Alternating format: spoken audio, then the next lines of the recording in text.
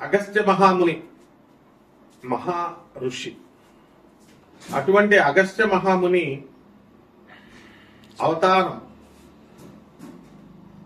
అనేక సందర్భాల్లో అనేక యుగాల్లో జరుగుతూ ఉంటుంది. నండూరు శ్రీనివాస్ గారు టోపీ అమ్మని అవధూతగా గుర్తించి అరుణాచలంలో వారు చాలా ప్రచారం చేశారు. భక్తులందరూ కూడా వెళ్లి ఆమెను దర్శించుకున్నారు.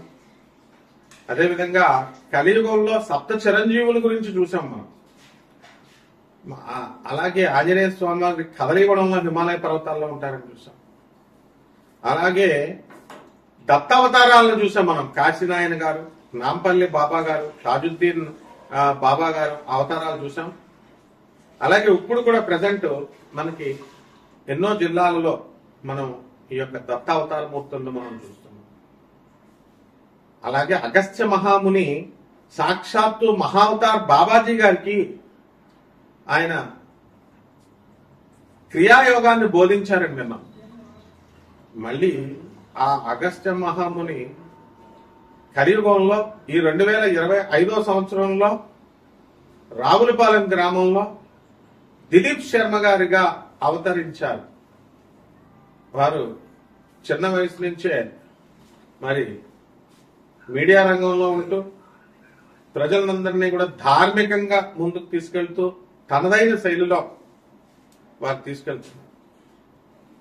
అదేవిధంగా సాక్షాత్తు జగద్గురు అయినటువంటి దత్తాత్రేయ స్వాముల వారు మరి మనందరికీ తెలుసు గణగాపురంలో నిత్య నివాసిగా ఉన్నారు. వారు కలియుగంలో బిహెచ్ఎల్లో గురునాథ శర్మ గారిగా కటిక బ్రహ్మచారి అవతారంలో ఇప్పటికి కూడా ఇంకా పెళ్లి చేసుకోలేదు ఆయన. ఆ అవతారమూర్తి దత్తావతారమూర్తిగా వెలిశారు. ఇలా ఎంతో మంది మహానుభావులు ఉంటారు. అటువంటి గురుమూర్తుల పాదాలకు నమస్కారం చేస్తూ మనం ఇప్పుడు శుక్రమూఢం నడుస్తుంది. ఈ శుక్రుడు మంచిగా ఉంటే ఏమిటి, అస్తంగత్వం పొందితే ఏమిటి, మూఢాల్లో శుక్రుడి యొక్క ప్రవర్తన ఎలా ఉంటుంది, వాళ్ళు ఇచ్చేటటువంటి రిజల్ట్ ఎలా ఉంటుందో మనం తెలుసుకుందాం. మనకి 11 డిసెంబర్ 2025వ సంవత్సరం నుంచి ఇంకా నవంబర్ అని కొంతమంది చెప్తున్నారు. మొత్తం మీద రవి 14వ తేదీ తర్వాత ప్రతి నెల మారతాడని మనకు తెలుసు. 2025వ సంవత్సరం ప్రస్తుతం 14 తర్వాత మకర సంక్రాంతికి 14 జనవరికి మనకు 2026వ సంవత్సరంలో మకర రాశి ప్రవేశం చేస్తాడు. అలాగే 14 డిసెంబర్కి ధనుసు రాశి ప్రవేశం చేస్తాడు. అంటే ప్రస్తుతం మనకి రవి ఎక్కడున్నాడండి, మనకి వృశ్చిక రాశిలో ఉన్నాడు. కుజ, బుధ, శుక్రులు ముగ్గురు కూడా మనకి వృశ్చిక రాశిలో ఉన్నారు. దానివల్ల మనకి ఏం జరిగిందండి అంటే మనకి అస్తంగత్వ దోషం పట్టింది శుక్రుడికి. అస్తంగత్వ దోషం శుక్ర మూఢమి అంటాం. రవి శుక్రుడితో కలిస్తే మూఢమి, శుక్రమూఢమి.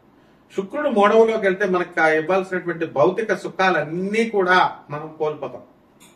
ముఖ్యంగా స్త్రీలందరూ కూడా మూడీగా తయారవడం, భర్తలతో మాట్లాడకపోవడం, భర్తల్ని వేధించడం, అత్తగారు, తల్లి, స్త్రీలంటే అందరూ ఇంకా ఎవరో ఒక పరంగా మొత్తం 12 రాశుల వారిని కూడా ఇబ్బంది పెట్టడం అనేటటువంటిది జరుగుతుంది. అందువల్లనే మనం ఏం చేస్తామంటే వివాహాలు, శుభముహూర్తాలు ఇవన్నీ కూడా మనం మానేస్తాం. పిల్లల సంతానాన్ని కూడా మనం గర్భాధాన ముహూర్తాలు, శోభనాలు ఇవి చెయ్యం. కనీసం ఎంత స్ట్రిక్ట్ అంటే మరి కనీసం పెళ్లి చూపులకు కూడా వెళ్ళాం. ఆ విధంగా గోదావరి జిల్లాల్లో మాకు చాలా పట్టింపు ఉంటుంది అనమాట. మూడాల్లో అసలు మాట్లాడకూడదు. మరి అటువంటి శుక్రుడు మనకు కనుక మంచిగా ఉంటే సంపదలను ఇస్తాడు, పెళ్లి కానిటువంటి వాళ్ళకి పెళ్లిళ్ళు చేస్తాడు, సంతానాన్ని ఇస్తాడు. మరి అలాగే చక్కగా ఆయన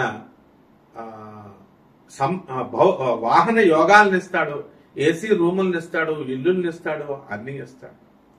శుక్రుడే బలం తగ్గిపోతే ఇక మనకేం ఉంటదండి ఇప్పుడు. కాబట్టి మళ్ళీ ఆ శుక్రమూఢం ఎప్పుడు దాకా పోతుంది? 2 అంటే ఫిబ్రవరి 1వ తేదీ 2026వ సంవత్సరం వరకు కూడా శుక్రమూఢం ఉంది మనకి. కాబట్టి ఆల్ శుభముహూర్తాలు బంద్. లాస్ట్ కి అన్నప్రాసన కూడా చేయరు, గుండులు గీయించుకోరు, గడ్డాలు కూడా గీయించుకోరు. ఏదైనా దేవాలయాలకు వెళ్తే తలనీలాలు కూడా ఎవరు, అంత స్ట్రిక్ట్ గా ఫాలో అవుతారు గోదావరి జిల్లాలో. మా గురువు గారు అయినటువంటి రావులపాలెంలో ఉన్నటువంటి దిలీప్ శ్రీ శర్మ గారు, మరి వారు కటిక నిష్ఠా పనులు. అలాగే వైవిఎస్ గిరిరావు గారు గుంటూరు జిల్లా, ఆయన కూడా రోజుకు 2 పూట్ల ఉపాసన చేస్తాడు. ఎవరున్నా సరే, సీఎంలున్నా, మినిస్టర్లున్నా, లేకపోతే ఎమ్మెల్యేలున్నా, సాయంత్రం అయ్యేసరికి 6 అయ్యేసరికి సంధ్యావందనం, పొద్దున సంధ్యావందనం చేస్తారు. సీనియర్ అసిస్టెంట్ గా గవర్నమెంట్ లో గుంటూరులో సెక్రటేరియట్ లో ఉద్యోగం చేస్తున్నారు. ఇలాంటి నిష్ఠాపరులు ఉండడం వల్లే ఇంకా కలియుగంలో మనకి కాస్త ధర్మం నిలబడుతుంది అని మనం చెప్పాలి. ఆ విధంగా శుక్రుడు మనకి ఈ సంపదలు ఇచ్చేటప్పుడు 12 రాశుల వారికి విచిత్రంగా ఒక్కొక్కరికి ఒక్కొక్క ఫలితాన్ని ఇస్తాడు.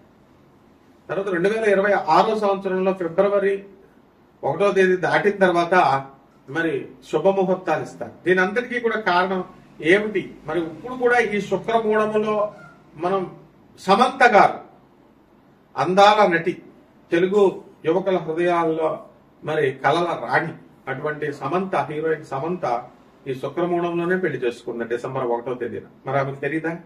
ఆమె దగ్గర పండితులు లేరా? అలాగే బాలకృష్ణ గారు అఖండ సినిమాని రిలీజ్ చేసుకున్నారు. ఇప్పుడు మనం అది అనివార్య కారణాల వల్ల ఆగిపోయింది. ఎందువల్లంటే సాక్షాత్తు పరమేశ్వరుడు, బాలకృష్ణ గారు పరమేశ్వరుడు అవతారం, అఘోరిగా యాక్టింగ్ చేయడం కోసమే శివుడు అవతారం వేసుకుని వచ్చినంత ఇదిగా ఆయన యాక్టింగ్ చేశారు. సింహరాశి అండి. ఈ సింహరాశి వాళ్ళకి ఇప్పుడు అమెరికాలో ఉన్నటువంటి వాళ్ళందరికీ కూడా కరోనా వచ్చేసిందండి. దగ్గు, జలుబులు వచ్చేసినాయి. ఇండియాలో ఉన్నటువంటి వాళ్ళు మీకు కూడా చాలా ఎక్కువ ఉంటుంది. ఆ తర్వాత సింహరాశిలో పిల్లలు అడుక్కు తింటున్నామా అండి, ఏంటి పెద్ద పెద్ద జాబుల్లో చేస్తున్నారు, ఖర్చులు ఎక్కువ, పిల్లలకు అనారోగ్యం వల్ల, చదువుల వల్ల లక్షల్లో అమెరికాలో చదివిస్తున్నారు. ఏమండి మేము అడుగు తింటున్నామండి బాబు అని నిజంగానే పాపం వాళ్ళ పరిస్థితి అలా అయిపోయింది. మరి స్వామీజీలు, సాధువులు ఉన్నారు, పేదవాళ్ళు భిక్షాం దేహి అని అడుగుతారు, అపర చదువుకున్నటువంటి వాళ్ళు.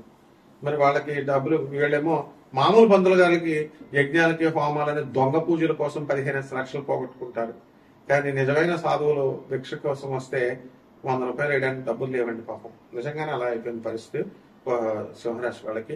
అయితే అష్టమ శని గ్రహ ప్రభావం వల్ల పనులు లేటుగా అవుతా ఉంటాయి. భయపడద్దు, మీరు సంపాదిస్తారు. మీరు శుక్రుడు డౌన్ లో ఉన్నాడు ఇప్పుడు ప్రస్తుతం, ఎప్పుడు మాట్లాడడానికి లేదు. బాలకృష్ణ గారి సినిమా ఆగిపోయింది అఖండ శుక్రమూఢం వల్ల. కాబట్టి ఆయన వియ్యకుడు ఎవరండి? చంద్రబాబు నాయుడు 20 కోట్లు కట్టలేరండి వాళ్ళు. ఆగిపోయిందంటే అదే శుక్రుడు యొక్క మహిమ.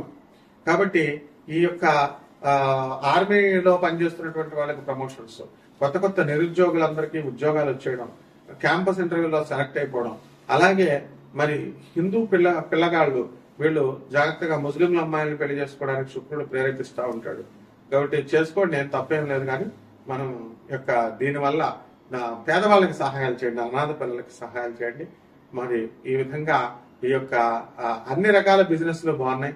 కోటాను కోట్ల మంది కామన్ ప్లాట్ఫామ్ మీద చెప్పబడేటటువంటి ఈ యొక్క రాశి ఫలాలు పూర్తిగా మీ వ్యక్తిగత జాతకాలను బట్టి ఆధారపడి ఉంటుంది. అందువల్ల తెలుసుకోండి, మేమేం కమర్షియల్ పీపుల్ కాదు. ఇక పరిహారాల దగ్గరికి వచ్చేసరికి ఈ యొక్క కర్కాటక రాశి కాబట్టి రాహు బాగుంటలేదండి, దుమ్ము దులిపేస్తున్నాడు. రాహు జపం చేయండి, రాహుతో పెట్టుకోవద్దు, అసలు మెంట్లెక్కిచ్చేస్తాడు. రాహు జపం చేయండి, రాహు స్తోత్రాలు చదవండి. రాహు కిలోంపావు మినుముల్ని ఆవుపేట రంగు ఉన్నటువంటి వస్త్రాల నుంచి పేద బ్రాహ్మణులకి శనివారం నాడు ఉదయం 8 గంటలకి దానం చేసుకోండి. రావి చెట్టు చుట్టూ ప్రదక్షిణాలు చేయండి. ఓం రాహవే నమః అంటూ చేసుకోండి. పేదవారికి, సాధువుల్ని, వికలాంగులు మాత్రం మర్చిపోవద్దు. మీ జాతకం టాప్ స్టార్ లోకి తీసుకెళ్తాడు, దీపో స్టార్ లాగా అవుతారు. శుభమస్తు.